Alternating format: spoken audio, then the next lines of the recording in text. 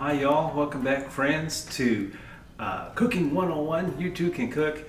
I just appreciate every single one of you. Thank you so much for the continued support. And today we're just going to go over dishes, okay? Pots and pans and dishes that are essential for a good kitchen setup, okay? Now, of course, we always should start with the basics. Okay, we got a soup bowl, cereal bowl. We've got a small plate, and then we've got a larger dinner plate. These just all happen to match, which is nice.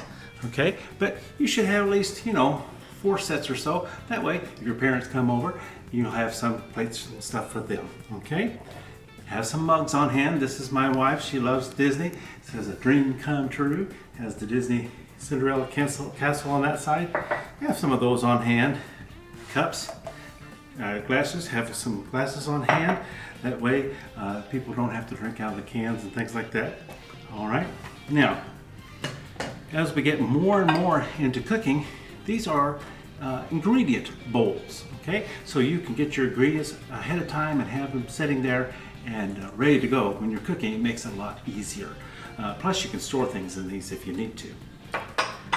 All right, this is a 9 by 13 pan. Okay, it's a Pyrex, and it's glass, so it's good for the temperature in the oven and so forth. You can put it in the baking temperatures, you can put it in the broiler. So this can be for cakes, that can be for casseroles, whatever you need, but it's a good, solid, deep dish pan that you can use. We'll set that up here. Okay, the other thing that every kitchen needs is a good cutting board. Okay, this side has a little groove to catch juices and things like that. Okay, the only thing about wooden boards is you have to keep them maintained. There's a certain kind of oil that you can put on there, and it keeps them from cracking, because if they crack, there's juices and bacteria and stuff that can get down in there, and that can make you sick. Okay, and make sure you keep them nice and clean.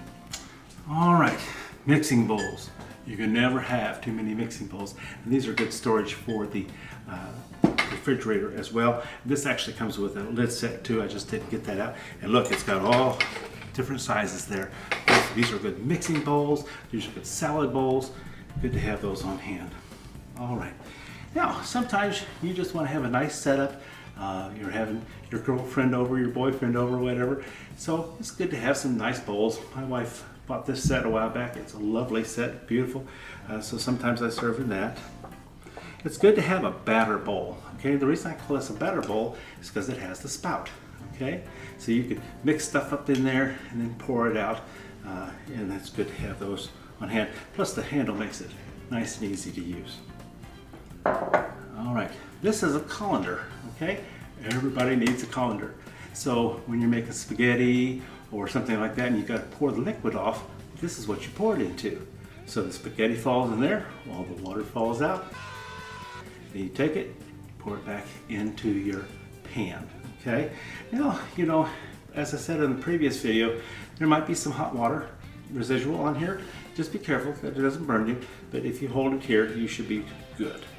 All right, pie pans. Okay, let's say you're getting adventurous and you want to make a pie, or maybe you want to make a chicken pot pie. You need these. Okay, this is just a regular Pyrex one. Okay, just fine. But let's say you want to entertain, and you can have a beautiful one like this. I just purchased that for my wife for Christmas. All right, and they do make them more shallow, and then they make deeper ones as well. So if you're going to make a real deep apple pie or something like that, you can get those as well. All right, storage containers. Okay, you can never have too many storage containers. We've tried to move away from plastic just because you don't want to heat up your food in the plastic containers.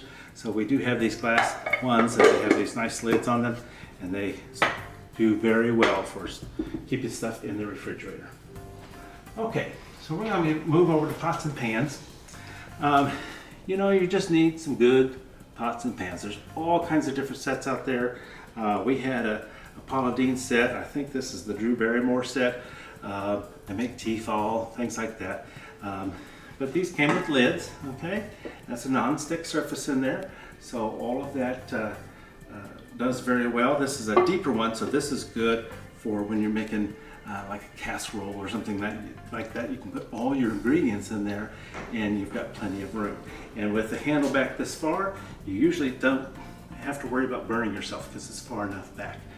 Okay, now be careful when you're taking the lid off a pan. Okay, it's got this little steam hole there to let some of the steam out. But what people don't remember, sometimes I even forget, is when you pick that pan up, there's going to be steam and water roll off the lid, okay? So just let that roll back into the pan, that way you don't burn your stuff. Okay, this is my favorite pan. I think you saw this in one of the other videos. It's got a good weight to it. It's got a thumbprint where you can put that out there, and the eggs cook well in there, everything slides right out. I love this pan. Okay, now these are called pots. Okay, these are pans, these are pots. So you need a good sized pot, okay?